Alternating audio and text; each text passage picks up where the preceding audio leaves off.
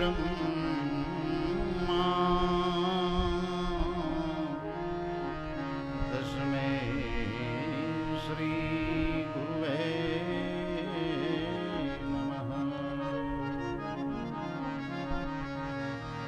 अज्ञानतिमिरान्धस्य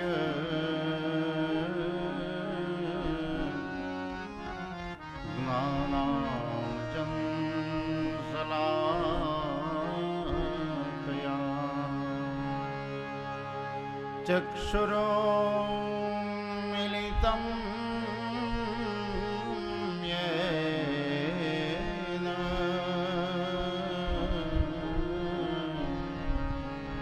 तस्मै श्रीगुरुवे नमः।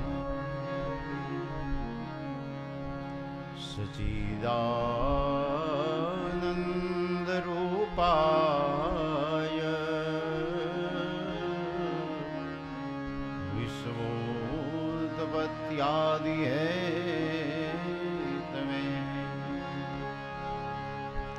तापत्रय विनाशाय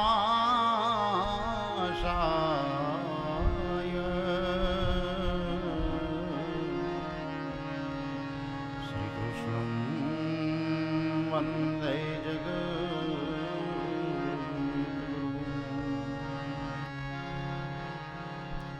नारायणं नमस्कृत्यं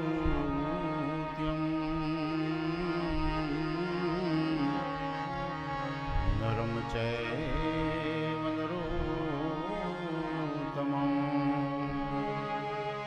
देवीं सरस्वतीं च व्यासं ततो जयमुदीरये व्यासं वसिष्ठनवतारम् शक्तिगोत्रात्मकल्मषम् पाराशरयात्मजं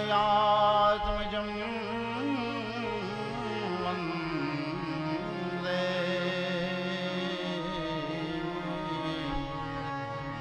सुखदातं तपोनिधे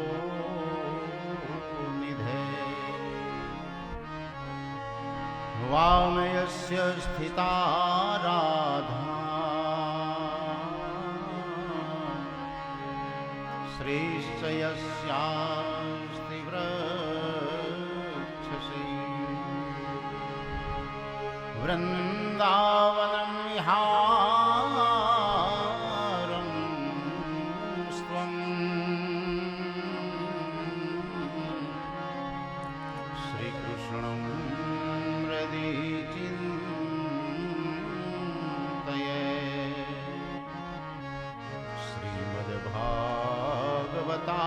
श्रीमद्भागवताख्योऽयं प्रत्यक्षः श्रीकृष्णयेव हि स्वीकृतोऽसि मया नाथ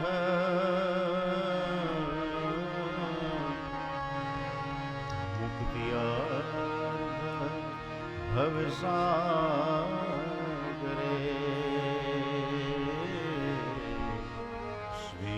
स्वीकृतोऽसि मया नाथ मुक्ति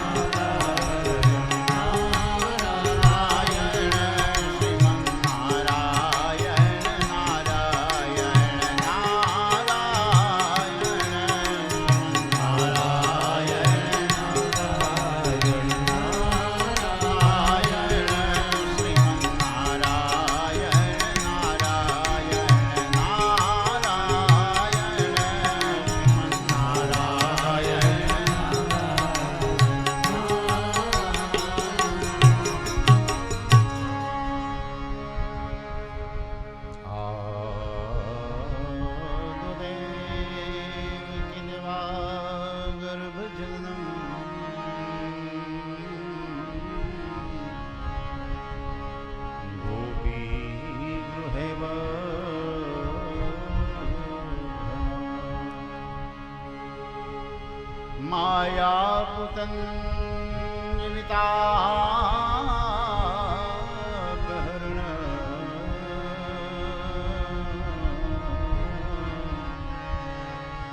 गोवर्धनो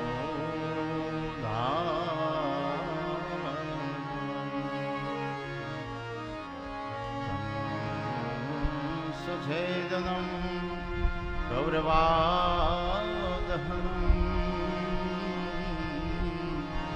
कुन्तीसुतापालनम्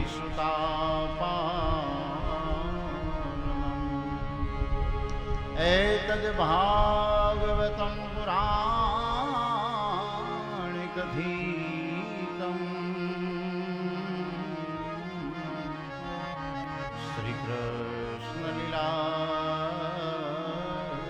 श्रीकृष्णलीलामृतम् एतद्भागवतं पुराणिकधीतम्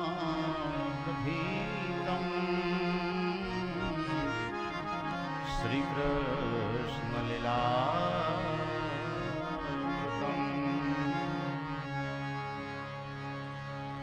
बोलिए श्री कृष्ण कन्हैयालाल की जय। श्री द्वारिकाधीश की जय। श्री बाल कृष्ण भगवान की जय। श्री गोवर्धन नाथ की जय। श्री यमुने महारानी की जय। श्री रामचंद्र भगवान की जय। श्री हनुमान जी महाराज की जय। श्री महाकाली मात की जय। श्री सती मात की जय। श्री चामुंडा मात की जय। श्री भूरा बापा की जय। सतगुरु श्री सुखदेव जी महाराज की जय। श्रीमद्भागवत भगवान की जय।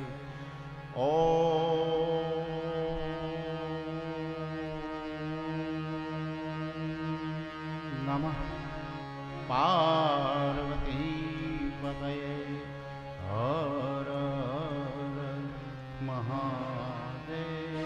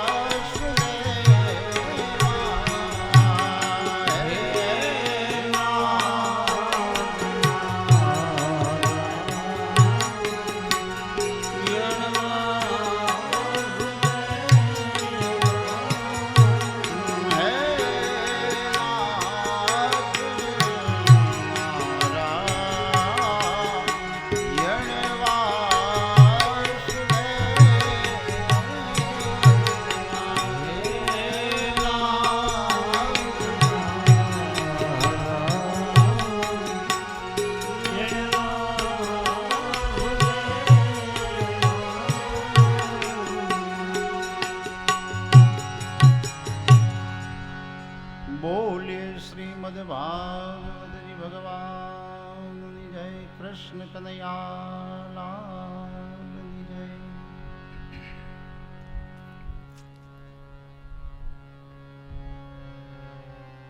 બીજા દિવસના બીજા સત્રમાં જ્યારે મળ્યા છે ત્યારે ભગવાનના મંગલમય મૂર્તિ સ્વરૂપ એવો આ ગ્રંથ,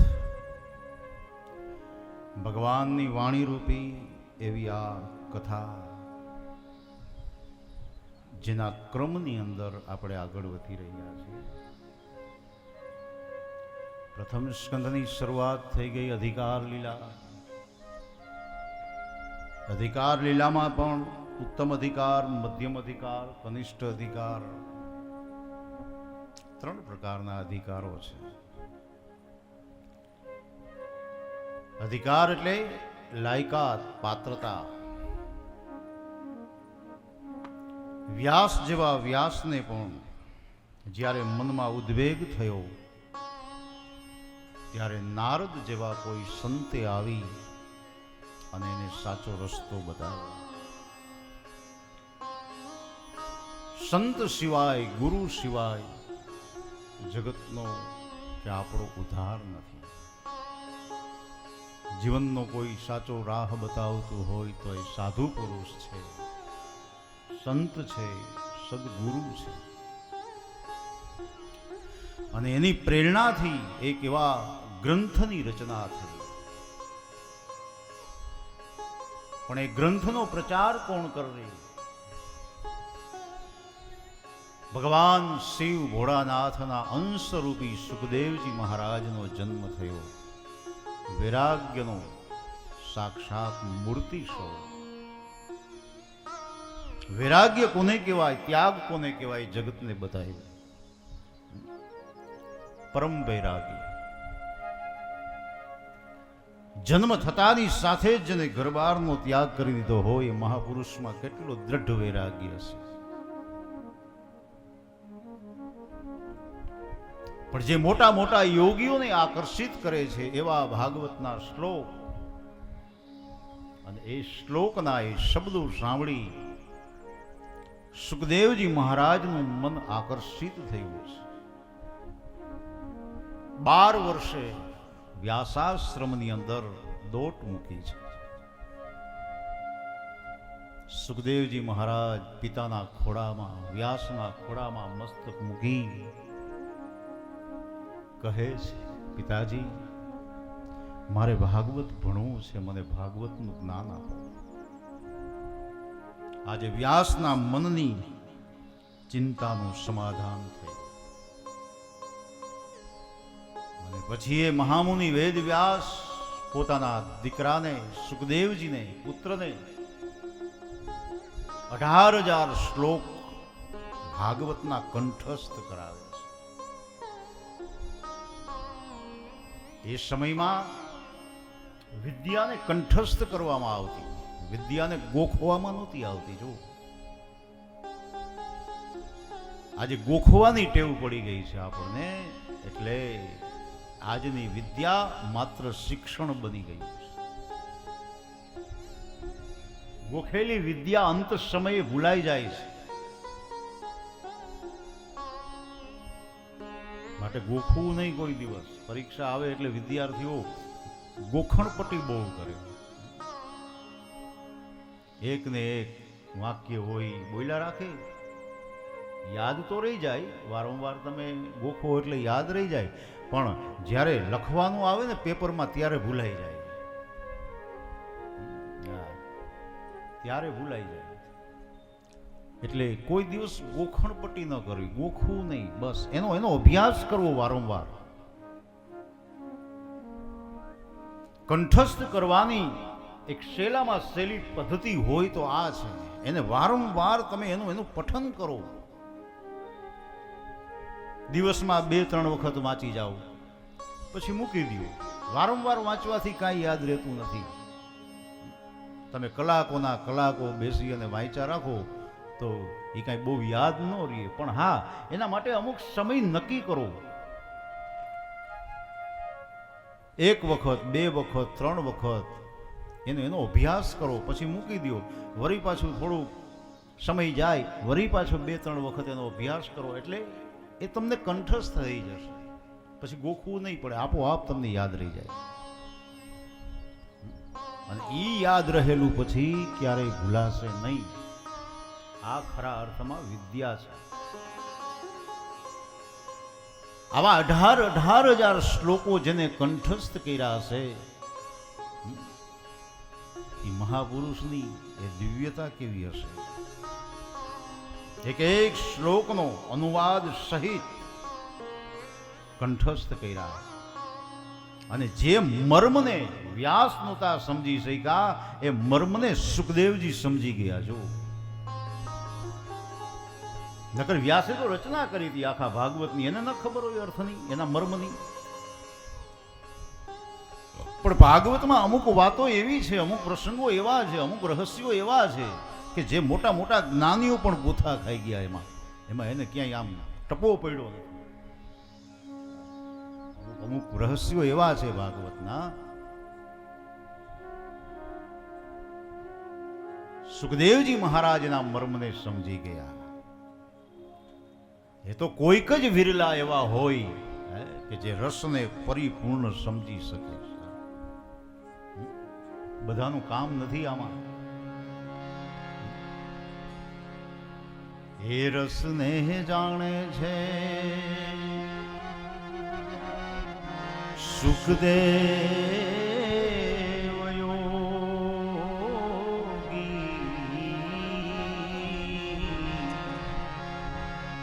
ભક્તિ રસને, ત્યાગને, સમર્પણને, પ્રેમને સમજવો હોય તો આપણે આગળ પણ વાત કરી, કાં તો ભોગી થવું પડે, કાં તો યોગી થવું પડે.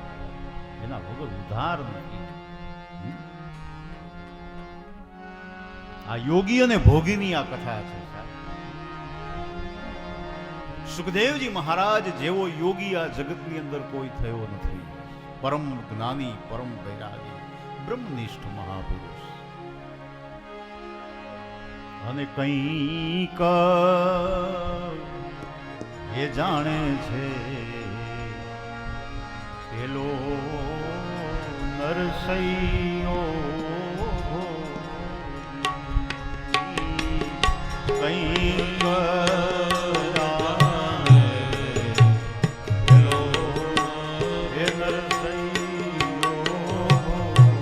નરસૈયો ભોગી સંસારમાં રહી ભોગ ભોગવતા ભોગવતા નરસિંહ મહેતાએ પરમ ભક્તિના તત્વને સિદ્ધ કરી લીધું. આ તાકાત છે ભક્તિની. બધા ન સમજી શકે, કંઈક જાણે છે, થોડું, કંઈક એટલે થોડું ઘણું જાણે છે નરસિંહ મહેતા. કડછો હોય ને, આપણે ચમચો કહીએ ને, બધાયમાં હાલતો હોય. તમે જોજો, રસોડામાં તમે આટો મારજો, ભોજનશાળામાં આટો મારજો, પીરસતા હોય ને, પેલો ચમચો બધાયમાં હાલતો હોય. શાકમાંય હાલે, દાળમાંય હાલે, સંભારામાંય હાલે, ચટણીમાંય હાલે, ચૂંટણીમાંય હાલે, બધાયમાં હાલે. પણ એના સ્વાદની એને ખબર ન હોય. કડછા ને એ સ્વાદની ખબર ન હોય એમાં, કે આ શાક કેવું છે, દાળ કેવી છે, સંભારો કેવો, એ કાંઈ ખબર ન હોય. ફરતો હોય બધાય. એમ આપણું એવું છે. સાચા સ્વાદને તો કોણ માણી શકે જેને પરમાત્માની સાથે પોતાનો તાર જોડી દીધો. કંઈક જાણે છે પેલો નરસૈયો ભોગી. કંઈક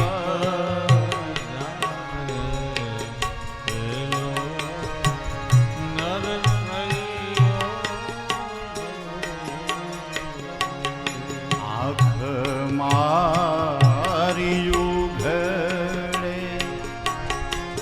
સીતારામ દેખું.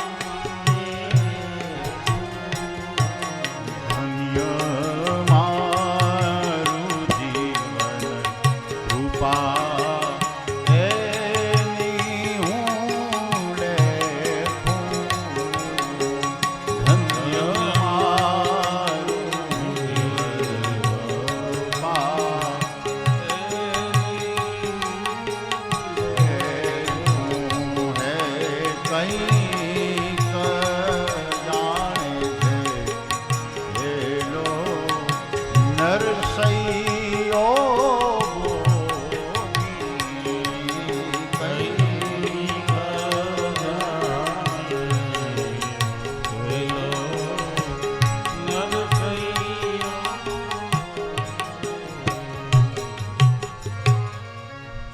સંહિતા ભાગવતી કૃત્વાનુક્રમ્ય ચાત્મજા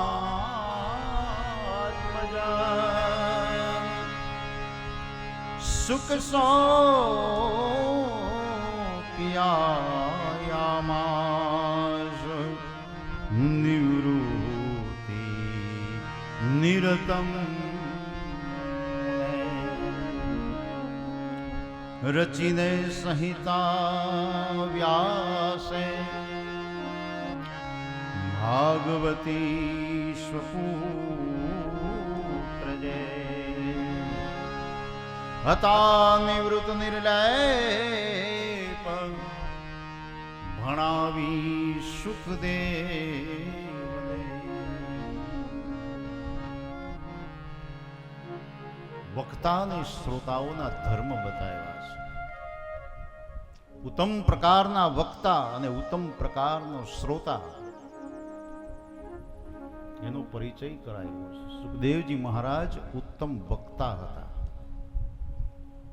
કારણ કે જે મર્મ સુખદેવજી મહારાજ સમજી શક્યા એ મર્મ બીજું કોઈ ન સમજી શક્યા. ભાગવતનો વિચાર, વાણી અને વર્તન આ ત્રણેય એક્ય છે, જેના માત્ર બોલ્યા નથી સુખદેવજી. જેવું બોલ્યા છે એનું જીવનની અંદર એનું આચરણ કરીને બતાવ્યું. ભાગવતનો વક્તા કેવો હોવો જોઈએ? જેને પરમાત્મા પ્રત્યે પ્રેમ હોય, પરમ વૈષ્ણવ,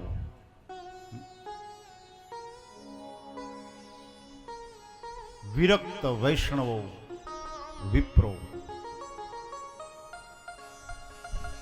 આ તો વિરક્ત છે, વૈષ્ણવ છે, વિપ્ર છે, બ્રાહ્મણ છે. માત્ર બોલવું નહીં, પણ બોલી અને એના જીવનની અંદર ઉતારવું ને, એ બહુ મહત્વનું છે. વક્તામાં એક તો નિર્મત્સરતાનો ભાવ હોય, રાગ ને દ્વેષ રહિત હોય, નિર્લોભી જેનું જીવન હોય, કૃષ્ણ પ્રત્યે અપાર ભક્તિ હોય અને વિચાર, વાણી અને વર્તન એક્ય હોય, એ ભાગવતનો ઉત્તમ વક્તા છે. માત્ર બોલવું બહુ સહેલું છે, આચરણની અંદર એનું અનુકરણ કરવું ને એ બહુ અઘરું છે. સુખદેવજી જેવા વક્તા એ ઉત્તમ વક્તા છે. એના મુખેથી સાંભળેલી કથા, એનો એક એક શબ્દ હૃદયની અંદર આર પાર ઉતરી જાય છે. પરિવર્તન આવી જાય જીવનમાં. અધિકારી વક્તાના મુખેથી અધિકારી શ્રોતા બની અને જો કથા શ્રવણ કરીએ ને, જીવન બદલાઈ જાય છે. આ ઈ કથા છે. કથા એની એ જ છે, જો વક્તા બદલાયા, શ્રોતાઓ બદલાયા. વ્યાસપીઠ એકની એક છે. 5,500 વર્ષો વીતી ગયા, એની એ જ પરંપરા ચાલી આવે. કથા એની એ જ છે, પણ વક્તા બદલાયા, શ્રોતાઓ બદલાયા. નારદજીએ વ્યાસને આ કથા કહી, બ્રહ્માજીએ નારદજીને આ કથા કહી, શુતજી મહારાજે શૌનકાદિક ઋષિઓને આ કથા કહી, અને સુખદેવજી મહારાજે રાજા પરીક્ષિતને આ કથા કહી. આમ વક્તા અને શ્રોતા હંમેશા બદલાય છે, જેમ જેમ યુગ જાય, સમય જાય. પણ વ્યાસપીઠ એની એ જ છે. વ્યાસપીઠમાં કોઈ બદલાવ નહીં. આ ધર્મની ગાદી છે, આ ધર્મની પીઠ છે. એટલે ઉત્તમ વક્તા સુખદેવજી મહારાજ છે. કારણ કે જે જાણ્યું છે, જે અનુભવ્યું છે, એના જીવનની અંદર એને ઉતારીને બતાવ્યું છે. આત્મા રામશ્ચ, પોતાના આત્માની અંદર સ્થિર રહેલો આ મહાપુરુષ. આત્મા રામશ્ચ મુનયો નિર્ગંતો નિર્ગ્રથો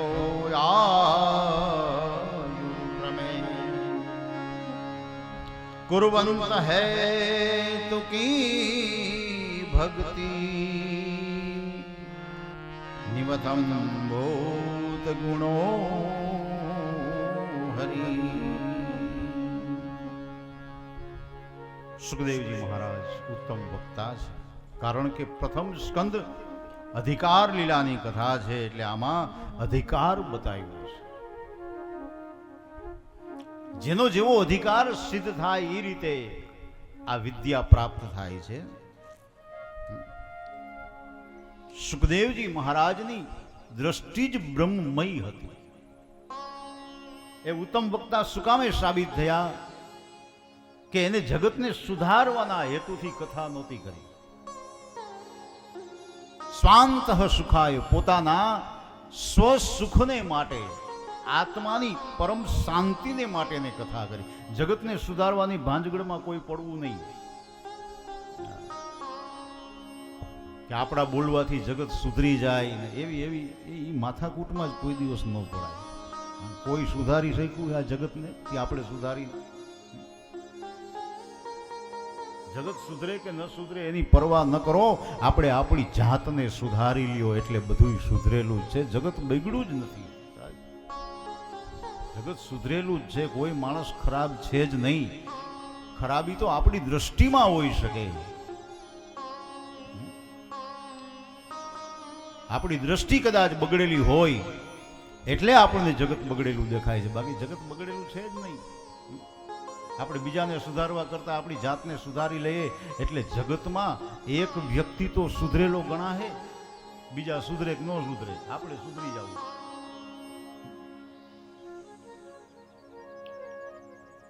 આપણા પગમાં કાંટા કાંકરા લાગે તો આખી પૃથ્વી ઉપર કઈ આમ જાજમ ન બિછાવાય. આપણા પગમાં જોડા પહેરી લેવાય, બૂટ પહેરી લેવાય, બસ, એટલે આપણે કાંટા ન લાગે. બીજાને ક્યાં સુધારવા જઈશું? આપણે કોણ સુધારી શક્યું? કેટલાય આવીને વયા ગયા. રામ આવ્યા, કૃષ્ણ આવ્યા, બુદ્ધ આવ્યા, ક્યાં કોઈ જગતને સુધારી શક્યું છે આજ દિવસ સુધી? દ્રષ્ટિમ જ્ઞાનમયમ કૃત્વા પશ્ચાત જગત બ્રહ્મમય.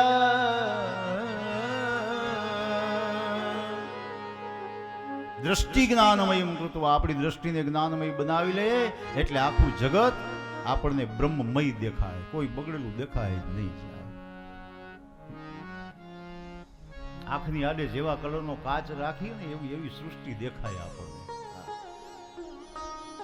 લીલા કલરનો રાખ્યો હોય તો લીલું દેખાય, પીળા કલરનો રાખ્યો હોય તો પીળું દેખાય. એમ આપણી દ્રષ્ટિ જેવી છે. જગતનો દોષ નથી, માટે કોઈનામાં દોષ જોવો જ નહીં.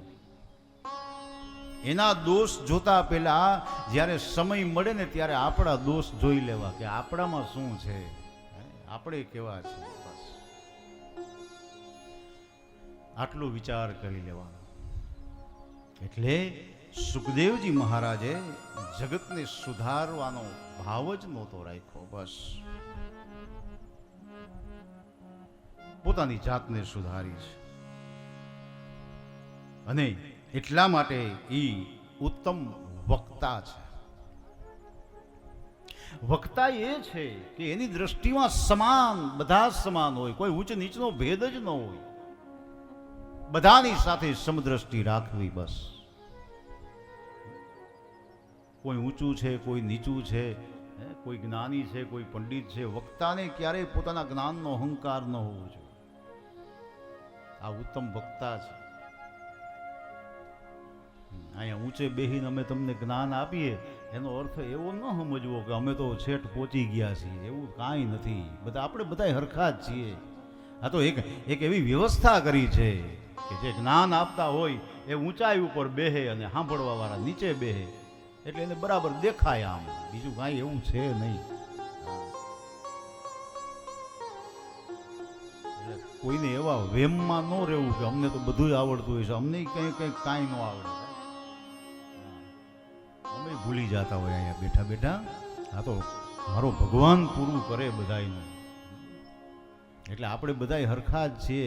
જ્ઞાનનો ક્યારે અહંકાર ન રાખવો, વિદ્યાનો ક્યારે અહંકાર ન રાખવો, સંપત્તિનો સતાનો ક્યારે અહંકાર ન રાખવો.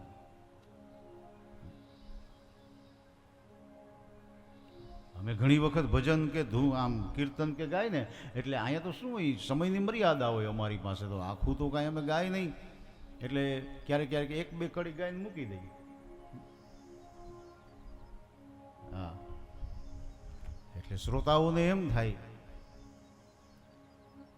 કે એ તો ટાઈમ ન હોય ને એટલે ટૂંકમાં ગાઈ નાખ્યું. ટૂંકમાં કાંઈ નહીં, આવડતું નહોતું. હા, ઘણી વાર એવું થાય અમને આવડતું ન હોય એટલે મૂકી દઈએ. એવું કાંઈ ન હોય, આખે આખું આવડતું હોય, અમને ન આવડે સાહેબ.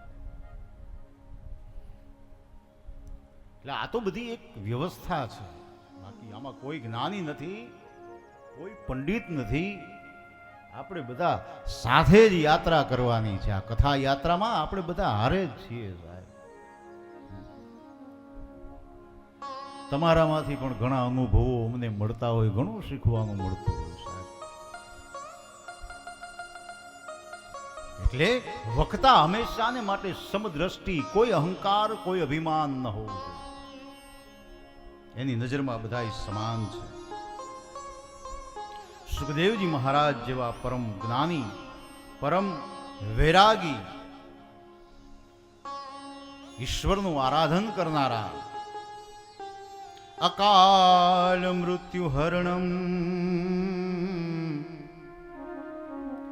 સર્વવ્યાધિ વિનાશનમ વિષ્ણુ પાદોદકમ તીર્થમ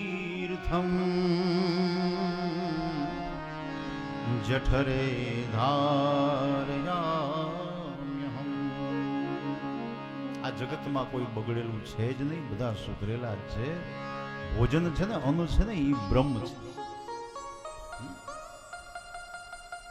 અન્ન છે એ પ્રસાદ છે ભગવાનનો. એ તો બહાર છે ત્યાં સુધી, એ તો બગડે છે પેટમાં ગયા પછી. બાકી તો અન્ન બ્રહ્મ છે. બધાની વૃત્તિ સમાન ન હોય. કોઈ કપટી હોય, કોઈ ક્રોધી હોય, કોઈ લોભી હોય, તો એ બધાનો સ્વીકાર કરવો. આવી સમદ્રષ્ટિ જેનામાં હોય એ ઉત્તમ વક્તા છે. પછી શ્રોતાઓના ધર્મ બતાવ્યા છે. શ્રોતાઓમાં શ્રદ્ધા, જિજ્ઞાસા અને નિર્મત્સરતા, આ ત્રણ ગુણ. કથા જ્યારે સાંભળવા બેસો ત્યારે શ્રદ્ધાથી સાંભળજો, જિજ્ઞાસાથી સાંભળશો.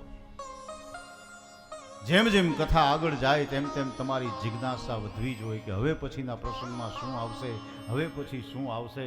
આમ જેમ જેમ જિજ્ઞાસા, ઉત્કંઠા વધે ને તો જ કથામાં સાચો આનંદ આવે સાહેબ. તો જ કથાના મૂળ સુધી આપણે પહોંચી શકીએ. અને નિર્મત્સરતાનો ભાવ,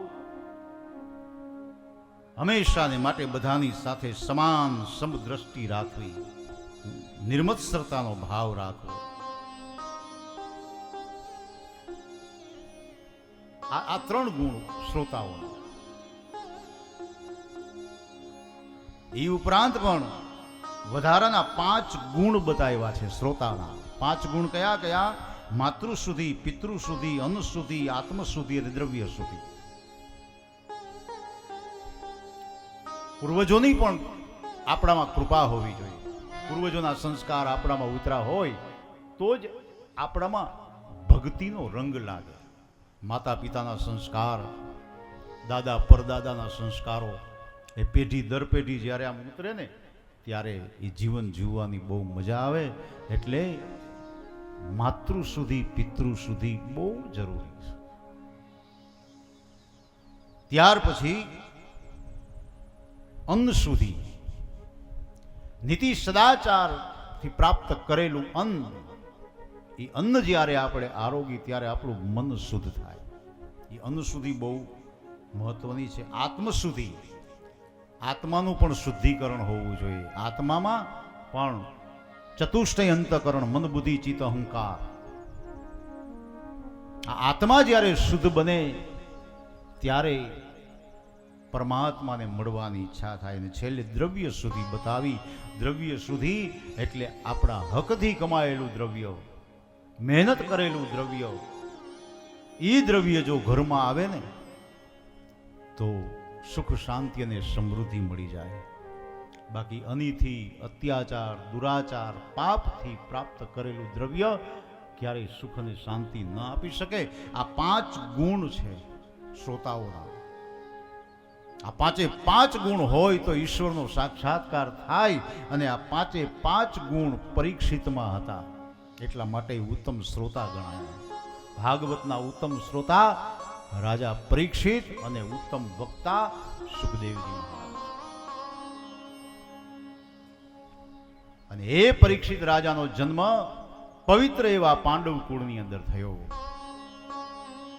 અહીંયા 5 અધ્યાયમાં પાંડવ ચરિત્રની કથા છે. પાંડવો કોણ હતા? 5 પાંડવો કઈ રીતે જીવન જીવી ગયા? પરમાત્મા કૃષ્ણએ એને કઈ રીતે સહાય કરી? એ કથા છે 5 અધ્યાયની અંદર. વ્યાસ નારાયણ ભગવાન પ્રસંગ ઉઠાવે છે. જો પ્રસંગ ભાગવતનો, કથા ભાગવતની કેવા જઈ રહ્યા છે, પણ પ્રસંગ મહાભારતમાંથી ઉઠાયો છે.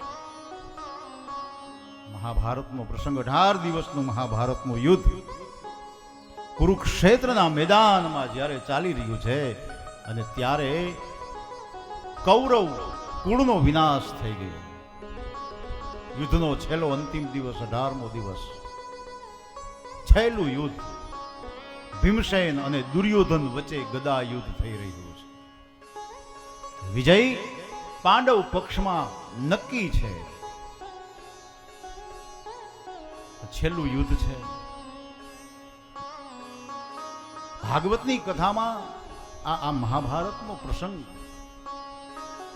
વ્યાસે એટલા માટે ઉઠાવ્યો છે કે વ્યાસનો કહેવાનો અર્થ છે કે સંઘર્ષથી શાંતિ તરફની યાત્રા એટલે શ્રીમદ ભાગવત છે.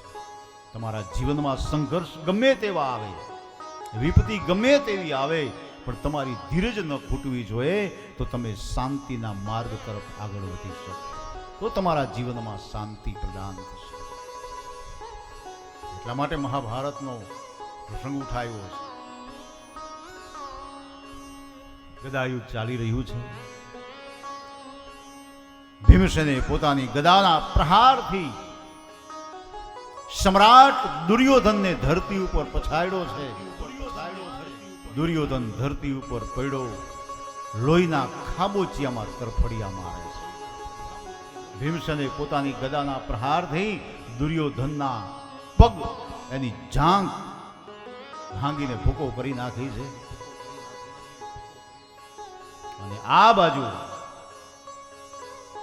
વિજયનો આનંદ માણી રહ્યા છે પાંડવો. ત્યારે વ્યાસ લખે છે, યદા મૃધે કૌરવ સૃંજયા. અલૌકિક પ્રસંગ મહાભારતનો. યદા મૃધે કૌરવ સૃંજયા વીરેશ્વથો વીર ગતિ ગતે આ